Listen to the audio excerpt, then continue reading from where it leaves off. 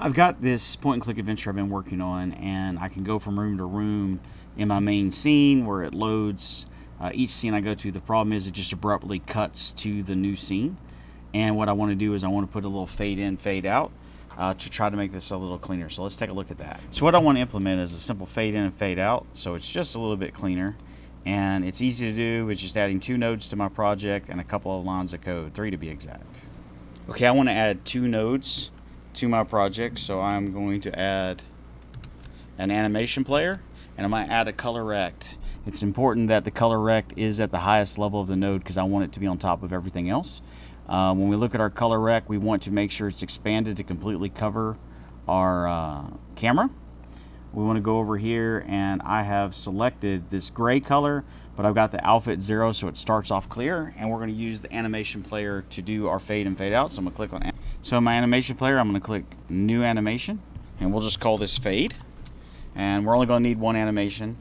And what we'll do is at 0, I'm going to select my ColorRect. I'm going to go up here, and I'm going to hit my keyframe. I'm going to hit Create, and also let it create the reset track.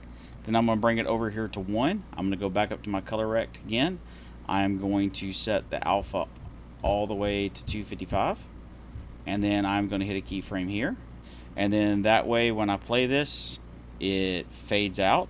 And what we're going to do is we're going to use this for both our fade out and fade in.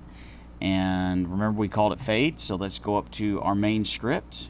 Oh, actually, before we do that, I need to remind us that on our ColorRect, since it's on top, it's very important to make sure filter is set to ignore, because if it's set to stop, it's going to stop any of our mouse clicks from hitting the stuff lower down. So let's jump into our scripts.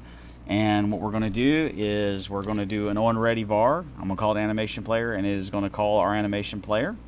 And then I'm going to go down. This is my load room method that clears out the old room, and then it loads the new scene. So what I want it to do before it clears anything out, I'm going to call AnimationPlayer.play, and I'm going to call that fade animation.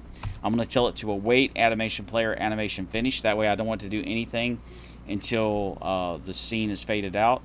This is where I just call where I clear any children of the room out. Then I load the new scene.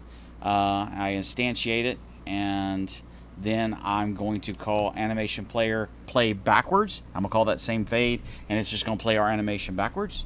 And then we can hit run. And boom, we see our fading in and out between rooms, and it makes it just a more pleasant transition.